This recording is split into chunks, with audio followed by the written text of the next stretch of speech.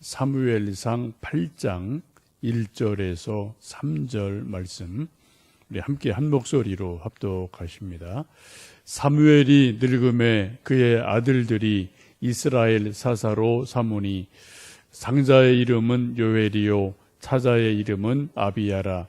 그들이 브엘세바에서 사사가 되니라. 그의 아들들이 자기 아버지의 행위를 따르지 아니하고 이익을 따라 뇌물을 받고 판결을 굽게 하니라. 아멘. 사무엘은 라마에서 태어났습니다. 그리고 실로에서 엘리 제사장 품에서 청년이 되기까지 쭉 자라게 되죠. 그리고 미스바에서 이제 본격적으로 나라의 지도자가 되고 미스바에서 구국 기도회를 하면서 지도자로 올라서게 됩니다. 근데 블레셋과 전투에서 크게 이기고 에벤 에셀이라는 큰 돌비를 세우며 실질적으로 영적으로 이스라엘 최고의 지도자가 됩니다. 그리고 미스바, 베델, 길갈 이 세 중요한 도시를 오고 가면서 순회하면서 이제 이스라엘을 다스리고 영적으로 지도를 합니다. 그리고 마지막에 은퇴할 즈음이 되어서는 본 고향이었던 라마로 돌아와서 또 노년의 삶을 살고 하나님을 섬기는 귀한 삶을 살게 됩니다. 사무엘의 활동 영역이 전국이지만 이 성경을 쭉 보면은 라마, 실로, 미스바, 베델, 또 길갈 이렇게 좀 5곳을 중심으로 이렇게 계속 옮겨 다니면서 이스라엘을 이렇게 좀 다스리고 지도를 하게 되죠. 그리고 이제 마지막 노년에 이르게 됩니다. 8장 1절 보시면 사무엘이 늙음에 이제 나이가 많은 노인이 되셨죠. 그래서 이제 연세가 높으셔서 그의 아들들을 이스라엘 사사로 삼았다라고 말씀합니다. 그런데 놀라운 것은 이제 2절, 3절 말씀을 쭉 보시면은 그 위대한 사무엘의 아들들이 사사가 되었으면 아버지 비슷한 그러한 지도자가 되어야 마땅한데 오늘 성경 말씀 보시면은 그렇지를 않습니다. 되게 위대한 아버지를 둔 아들들이 아버지 그늘에 치여서 아버지 벽을 넘지 못하는 일들이 참 많습니다. 그래서 주변에서 집안에서도 아버지도 기대하기를 너는 적어도 나만큼은 돼야 된다. 어머니도 그렇고 집안 많은 어른들도 또 사회 많은 사람들이 적어도 너가 아버지 정도는 돼야 된다. 아버지보다 조금 더 나야 되지 않겠느냐. 어떤 그런 심리적을 압박감을 많이 받기 때문에 소위 유명한 사람들을 아버지로 둔 아들들이 스트레스가 많고 반항이 많고 좀 탈선이 많다는 그런 많은 연구들이 있게 되죠. 아마 이 두 아들들로 그러한 일이 심리적으로 있지 않았을까 생각을 해보게 됩니다. 오늘 성경 말씀 보시면은 두 아들 요엘과 아비야라는 두 아들이 있어서 브엘세바에서 사사로 임명이 되어서 이제 공식적으로 사사의 일을 감당을 하는데 3절 보시면은 그의 아들들이 자기 아버지의 행위를 따르지 아니하고 이익을 따라 뇌물을 받고 판결을 굽게 했다라고 말씀합니다. 아버지만큼은 안 돼도 아버지 비슷한 정도 아니면 아버지 반 정도 이 정도만 돼도 잘했어 훌륭해 라고 말할 수 있는데 아버지와 정반대의 길을 걸어가는 사무엘의 두 아들을 봅니다. 사사라는 것은 두 가지 의미가 있죠. 영적인 지도자인 동시에 재판관이 되어서 요즘 말로 말하는 판사죠. 그래서 시시비비 옳고 그름을 이제 좀 가지고 오면은 그것을 최종 판결하는 것이 이 사사의 역할이었습니다. 근데 3절 말씀 보시면은 사무엘 아버지와는 다르게 이익을 따라서 뇌물을 받았다. 뇌물을 받고 판결을 엉터리로 했다라고 성경은 말씀을 합니다. 재판을 받아본 많은 백성들 입에서 이 사무엘 아들들이 이게 재판 결과가 엉터리야. 지금 뭐 저 사람 뇌물 받고 뭐 떡 먹고 뭐 받고 선물 받고 이게 분명히 이쪽이 이겨야 되는데 저쪽 편에 손들어줬어. 이런 일들이 막 잘못된 재판의 사례들이 많이 나오면서 그런 불평과 그런 불만들이 이곳 저곳에서 사람들 속에서 터져 나오는 것을 성경은 말씀하죠. 우리가 이 부분에 이르면은 참 깊이 고민이 되고 또 궁금증이 생기게 됩니다. 어떻게 위대한 아버지 사무엘을 둔 두 아들이 어떻게 이렇게 되었을까라는 참으로 우리 이해하기 힘든 부분이 있습니다. 성경은 이 부분에 대해서 침묵을 해요. 엘리의 두 아들은 분명히 하나님께서 몇 가지 말씀을 하세요. 아버지가 아들들 교훈 안 시켰다. 좀 심하게 책망할 거 책망해야 되는데 그냥 내버렸다, 방치했다. 이걸 분명하게 물어서 아버지에게도 엘리에게도 책임을 하나님이 분명히 묻죠. 그런데 사무엘에게는 하나님이 책임 묻지 않으시거든요. 이것 보면은 사무엘의 경우는 엘리의 그런 선배의 모습을 봤기 때문에 나름대로 아들들을 책망하고 권고하고 잘 교육을 했을 가능성이 상당히 많아요. 여러분 이걸 잘 보셔야 돼요. 엘리의 경우는 엘리의 아들들의 잘못에 대해서 아버지한테 책임을 하나님이 분명히 물으셔요. 그런데 사무엘에 대해서는 사무엘의 아들들에 대해서 아버지에 대해서 하나님이 책임을 안 물으시거든요. 이거 보면 뭔가 좀 약간 다른 양상이 이 성경 속에서 나오게 됩니다. 어쨌든 성경은 이 부분에 대해서 침묵을 하셔서 우리가 정확히 알 수 없습니다만 성경을 보면은 아버지 아들의 관계는 누구도 정답을 알 수가 없다라는 것이 성경에서 보여주는 모습입니다. 다윗을 보시면 다윗은 아버지 이새로부터 무시를 많이 당했어요. 왜요? 막내니까. 그래서 사무엘이 누구 불러와라 할 때도 어때요?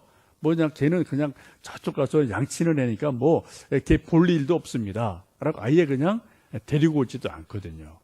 그처럼 아버지한테 무시를 당하고 뭐 있는 둥 없는 둥 뭐 그런 천덕꾸러기로 살아가던 다윗인데, 그런데 하나님이 그런 다윗을 또 나중에 쓰셔서 왕을 삼으시거든요. 근데 다윗의 아들 솔로몬은 어떻습니까? 그렇게 아버지한테 사랑받고 뭐 이렇게 금이야 오기야 자랐는데 나중에 보면 왕이 되지만 전반부는 잘하는데 후반부 가서는 아버지 다윗과는 다른 믿음의 길을 떠나는 그러한 또 모습을 우리가 볼 수가 있죠. 또 노아의 세 아들을 봐도 잘한 아들이 있고 또 아버지 실수를 막 동네방네 소문내는 나쁜 아들도 있어요. 똑같은 형제인데 이 형제가 또 이게 달라요. 이거 보면 우리가 또 어떻게 이게 이 녀석 이렇고 저 녀석 저렇고 우리가 좀 알 수가 없는 그러한 부분이 있죠. 아버지와 아들의 관계, 부모와 자녀의 관계는 어느 누구도 정답을 알 수 없는 그러한 참 신기한 관계가 있습니다. 아버지가 훌륭하다고 아들, 딸이 다 훌륭한 것도 아니고 아버지, 어머니가 엉망이라고 아들, 딸이 다 엉망도 아니죠. 역사를 보면은 수많은 의인들이 아버지가 뭐 알코올 중독자고 뭐 엉망이었는데 의외로 그 자녀들이 세계를 빛낸 좋은 믿음의 사람들이 되고 또 위대한 어떤 예술가가 되고 했던 일들이 참 많이 있음을 여러분 아시지 않습니까? 우리가 한 가지 문제에서 유추해 볼 수 있는 것은 사무엘이 너무 바빴다는 거죠. 베델, 길갈, 미스바 이것을 계속 순회하면서 이스라엘을 다스렸기 때문에 혹시 사무엘이 가정에 소홀하지 않았을까라는 추측은 충분히 가능하죠. 그래서 좀 아버지의 빈자리가 컸다라고 볼 수 있습니다. 요즘 우리 한국의 아버지들 모두 다 바쁩니다. 새벽에 나가서 밤늦게까지 오고 뭐 애들 뭐 잠든 모습 보고 가서 뽀뽀하고 또 애들 잠든 모습 가서 보고 또 뭐 뽀뽀하고 자고 이런 일들이 요즘 뭐 30대, 40대, 50대 초반 그런 소위 뭐 직장인들에게는 그런 일들이 많이 있지 않나 싶습니다. 우리 교회 젊은 집사님 이렇게 몇 분 봐도 제가 새벽 기도회 이제 끝나고 좀 막 가면 그때 막 나가는 분들이 있거든요. 그리고 또 보면은 밤 한 10시 뭐 이렇게 돼서 또 퇴근하고 이런 걸 이제 가끔 제가 오다가도 이렇게 좀 몇 번 주변 사는 분들을 봐요. 그럼 아우 저 어떻게 저렇게 열심히 사나, 참 건강은 어떤지, 저 애들 볼 시간, 애들 놀아줄 시간이 있나, 하여튼 그런 생각이 들 정도로 참 열심히들 살아갑니다. 어쨌든 우리가 한국 사회에서 아버지의 빈 자리를 어떻게 채워줘야 되나, 이게 우리 사회 전체 문제고 우리 또 개개인의 기도 제목이기도 합니다. 우리 한국 교회에서 뭐 지금도 하고 있지만 한때 크게 유행했던 것이 아버지 학교라는 것이 있죠. 저도 2번 해봐서 뭐 내용이 뭔지 알고 상당히 좋은 그런 프로그램인 것으로 알고 이제 우리 뭐 교인들도 뭐 좀 기회가 되면 해보면 좋겠다, 그런 생각이 있습니다. 근데 이것의 시작은 온누리 교회 하용조 목사님이 이제 시작을 한 것인데 나름대로 필요에 의해서 한 거죠. 대개 이제 목회자의 아들들이 고민이 많습니다. 아버지는 목사예요. 근데 그 아들은 목사가 절대 아니거든요. 그냥 자연인이거든요. 근데 주변에서 다 주변 사람들이 그 목사 아들, 딸을 목사 정도로 기대를 해요. 이게 엄청 스트레스거든요, 애들한테는. 그래서 그 한 목사님 아들도 제가 듣기로는 상당히 많이 방황하는 그런 시간을 가진 것으로 압니다. 이게 말썽꾸러기였죠. 그래서 그런 것에 대해서 고민이 많아서 좀 함께 연구를 하고 고민하다가 이제 그쪽 교회가 뭐 그런 걸 좀 잘 하는 교회니까 많은 사람이 연구해서 아버지 학교를 이제 만들어서 그것을 계속 하게 돼서 한국 교회에 이제 많은 기여를 하게 된 일이 있습니다. 뭐 다는 아니지만 많은 경우 목사 아들들이 뭐 순종적인 경우도 있지만 또 반대로 반항적인 아들들이 꽤 많습니다. 그러다 이제 나중에 또 결국은 돌아오긴 하는데 그런 일들을 뭐 저도 주변에서 보고 있고 뭐 여러 가지 사례들을 알고 있죠. 이제 어떻게 우리 부모들이 자녀 관계, 특별히 아버지 아들 관계에서 어떻게 아버지의 믿음이, 아버지의 신앙이 아들에게 더 좋은 모습으로 유산같이, 뭐 아파트 전해주는 것보다, 또 금덩어리 1개, 2개 주는 것보다 정말 아버지가 그처럼 부모가 소중히 여기는 이 믿음을 어떻게 우리 아들, 딸들에게 어떻게 전해줘야 되냐, 이게 말처럼 쉽지가 않아요. 생각처럼 간단하지가 않습니다. 이게 참 우리 모두의 부모님들의 고민이 있죠. 저도 그런 고민이 마음 한편에 있고 아마 여러분도 그런 고민이 마음 한편에 있지 않으실까 싶습니다. 10계명을 보면은 그렇게 말씀하죠. 내 부모를 공경하라. 그리하면 내게 준 땅에서 내가 장수하리라 라고 하나님께서 10계명 가운데 5계명에서 부모를 공경하라 라고 말씀합니다. 이 말씀 보면 먼저 부모에게 하여튼 본을 보이라는 거죠. 부모에게 효도를 어쨌든 최선 다해서 효도하고 본을 보여라 라는 말씀입니다. 우리 자녀들은 부모의 말대로 되기보다는 부모의 삶대로 된다라고 보는 것이 더 정상이겠습니다. 그래서 이렇게 해라 저렇게 해라 말보다는 행동으로 보여주면 길지만 언젠가 우리 아버지가 우리 어머니가 이렇게 했지라는 말보다는 그 행동을 보고 언젠가는 깨달음이 분명히 올 때가 있기 때문에 이 본을 보여야만 된다는 거죠. 에베소 6장에 보시면 또 아비들아 너희 자녀를 노엽게 하지 말고 오직 주의 교훈과 훈계로 양육하라 라고 말씀합니다.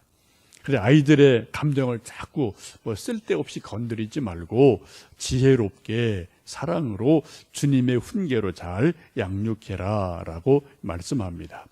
이 말씀을 한마디로 말씀드리면 소통이 되었으면 좋겠다, 그런 말씀으로 보시면 좋겠어요. 요즘 아이들의 말로 보면은 나이 든 사람을 애들이 뭐라고 그래요? 자기들끼리 다 꼰대라고 그래요. 꼰대. 저도 꼰대고 여러분들 다 꼰대 수준의 나이. 일단 40, 50 넘으면 다 꼰대입니다. 애들 눈에는. 꼰대가 여러분 뭡니까?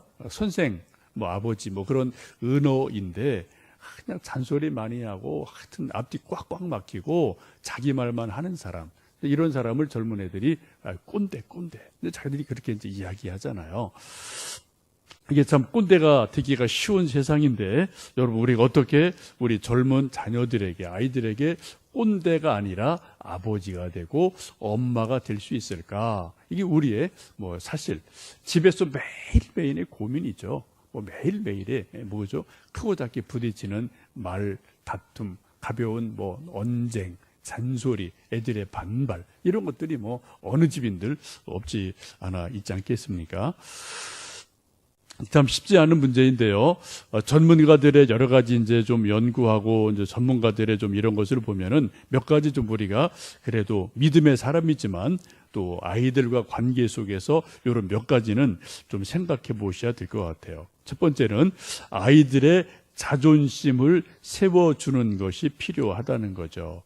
애들과 얘기하다 보면은 애들이 하여튼 어서 자꾸 뭐 인터넷에서 핸드폰에서 본 단편적인 것 같고 또 그것이 옳다고 부득부득 우기는 경우가 있어요. 잘못 알고 이것이 옳다고 또 이제 말하거나 또 이제 뭐 어떤 이데올로기 문제, 정치 문제 이런 거 보면 이게 뭐 확실히 이게 뭐 생각이 다르죠. 그때 우리 부모들이 하는 말이 대부분 그런 거죠. 네가 뭘 알아? 네가 살아봤어? 너 그거 경험해봤어? 라고 애들이 그냥 딱 잘라버릴 때가 있거든요. 여러분 그러면 여러분 더 이상 대화 안 됩니다. 그냥 끝나는 거예요. 그리고 애들은 마음 꼭 닫고 그냥 뭐 더 이상 얘기가 안 되죠. 좀 애들이 생각이 다르고 관점이 달라도 우리 부모 입장에서 어떻게 해요? 그럴 수도 있겠구나. 그거 일리 있어 보이네. 그 정도만 해주셔도 훌륭한 거예요. 그죠? 그럴 수도 있겠구나. 일리 있어 보이네. 근데 이게 여러분 마음대로 우리 생각처럼 쉽지가 않아요. 우리도 다 자기 생각이 딱 굳어 있어갖고 내 생각과 다른 것을 누가 말하면은 단칼이고, 그거 틀려. 그거 아니야. 라고 우리가 말하는 게 참 많지 않습니까? 우리 부모 자녀도 그런 게 많거든요. 저도 그런 걸 보고 이제 제가 깜짝 놀래요. 그러면 애들이 이제 딱딱 이제 반응을 해요. 그러면 또 좀 뭐 그냥 쌩 하고 그냥 싹 들어가거든요. 아이고 내가 실수했구나. 뭐 그거 뭐 목숨 걸 일이 아닌데, 그럴 수도 있네. 해주면 어때요? 좀 그래도 되잖아요, 그죠? 여러분 그거 참 되게 작은 건데 중요하거든요. 그래 아이들의 자존심을 조금 인정해 주는 것. 두 번째는 아이들의 흥미, 관심사에 함께 관심을 가져주고 빠져들어가는 것. 애들이 뭐 노래를 좋아하고 어떤 연예인을 좋아하고 뭐 이런 걸 좋아하면은 한번 그 사람 그 연예인 젊은 애들이지만 이름 정도는 좀 알아보고 얘 노래 가운데 유명한 게 뭔가 뭐 그 정도 알아보고 뭐 이런 노래 좋대 뭐 한두 마디 하면 좀 애들이랑 소통이 될 수가 있는데 야 그거 딴따라야 그건 환쟁이야라고 딱 잘라버리면은 그거 먼저 더 이상 뭐 대화할 수가 없게 되죠. 또 하나는 시대가 바뀌어갑니다. 그래서 시대가 바뀐 것을 인정하고 생활 패턴을 우리가 이해해 주는 것을 우리가 좀 필요하죠. 그래서 지금 조선시대가 아니기 때문에 애들 뭐 옷 입는 거나 액세서리나 화장이나 이제 이런 거 그냥 그럴 수도 있겠구나 라고 우리가 어느 정도 인정해 주셔야 돼요. 근데 들이대고 그냥 너 그게 얼굴이 뭐니? 또 그냥 쥐잡아 먹었니? 라고 여러분 닥달하면은 애들이랑 더 이상 이제 얘기하지 말자는 거죠. 하여튼 우리가 어느 정도는 그냥 그럴 수도 있구나 라고 우리가 인정해 주는 약간의 여유가 우리에게 필요합니다. 또 하나는 내 자신이 어떤 아빠인지 먼저 자문해 보라는 거죠. 정말 아빠가 좋은 아빠인지 아닌지를 스스로 한번 생각해 보는 것도 필요합니다. 마지막 다섯 번째는 자기의 실패담을 아들, 딸들과 자연스럽게 나누어 보는 것, 이거 되게 중요해요. 우리 아버지도 그러셨어요. 저에게 늘 공부 열심히 안 하면 불러놓고 이놈아, 나는 이렇게 어려운 데서 내가 맨날 반에서 3등 안에 들었다. 실제로 그러신 것 같아요. 아버지 말씀 들어보면, 뭐 제가 성적표 확인 안 했지만 실제로 그러신 것 같아요. 뭐 그래도 공무원 시험 보시고 뭐 다 이렇게 해서 하신 거 보면은 공부는 꽤 하신 것 같은데, 이제 그런 아버지의 말씀 들으면은 저는 뭐 중간밖에 못 하거든요. 근데 어떤 아버지 또 그런 분 있잖아요. 나는 맨날 1등했어. 난 한 번도 시험 떨어진 적이 없어, 이놈아. 하고 이제 아이들 막 떨어지고 공부 못한 막 아버지는 맨날 1등했는데 나는 매번 성적표 받으면 1등이고 한 번도 시험 떨어진 적이 없는데 너는 어떻게 맨날 이 정도냐라고 하면은 이건 좀 뭐 얘기하지 말자는 거죠, 그죠? 여러분, 가끔 우리 인생에서 실패 없는 사람 아무도 없습니다. 크든 적든 다 실패했거든요. 우리 아버지나 어머니가 야 나도 옛날에 시험 떨어졌고 야 그때 내가 이렇게 뭐 실패 참 내가 큰 어려움이 있었는데 또 그 다음에 세월 지나 보니까 또 그것이 이렇게 또 뭐 좋은 점이 되더라 라는 것을 엄마 아버지가 뭐 있는 그대로 없는 거 말할 필요 없어요. 우리 다 실패가 다 있으니까 그런 자기 약한 부분을 아들 딸들에게 뭐 자연스럽게 얘기하면은 오히려 그럴 때 우리 자녀들과 부모 사이에 소통이 되는 그러한 일들이 일어나겠죠. 우리는 무엇보다도 믿음의 부모들입니다. 그래서 하나님을 믿는 사람이기에 지금 당장 볼 때 아이고 제가 뭐 하겠나, 제가 뭘 하겠나 그런 마음이 답답함이 있을지 모르지만 또 하나님께서는 또 다른 큰 그림을 계시고 계시기에 우리가 낙심하지 말고 믿음으로 본을 보이고 사랑으로 권면하고 에베소에 있는 말씀처럼 주의 훈계와 교훈으로 잘 격려하고 양육하고 오늘 이처럼 새벽에 나와서 우리가 한낮처럼 눈물로 기도한다면 하나님이 반드시 우리 가정을 또 우리 자녀들을 하나님의 사람으로 세워 주실 줄로 믿습니다. 우리 부모들의 가장 큰 바람이 뭐 다른 거 없어요. 우리 자녀들이 아들, 딸, 손주, 손녀들이 나보다 믿음 생활 더 잘하고 세상 힘들지만 믿음으로 이겨내고 또 교회에서 또 하나님의 일꾼 되고 하나님 영광 드러내고 그런 믿음의 사람이 되는 것이 저의 소원이고 또 여러분의 소원 아니겠습니까? 이 아침 그런 믿음으로 우리도 함께 기도하시면서 오늘 여러분 아들, 딸 뭐 만나든 혹은 전화로라도 혹은 문자로라도 갑자기 뭐 오늘 너가 생각난다 또 더운데 어떠냐 한번 여러분 안부라도 해보시고 또 카톡 들어가면 여러분 선물하기 있어요. 여러분 조금 뭐 모르시면 주변 젊은 분한테 좀 이렇게 좀 코치 받으셔서 아이스 커피 이런 거 한 4,200원, 4,500원 그 이제 어떻게 돈 내는 게 있어요. 핸드폰으로도 소액 결제할 수 있고 또 자기 신용카드로도 할 수 있는데 그런 거 한번 좀 우리 아들 딸에게 아이스 커피 한 잔 이렇게 좀 카톡으로 이렇게 한번 선물을 해서 날려주면은 우리 아들 딸들이 이거 엄마가 웬일이야 아버지가 웬일이야 또 좀 나름대로 감동을 하고 또 자그마한 소통 마음을 통할 수 있는 그러한 일들도 되지 않을까 생각합니다. 어쨌든 오늘도 여러분 뭐 무덥지만 또 하나님 앞에서 승리하는 하루 되시기를 원합니다. 함께 기도합니다.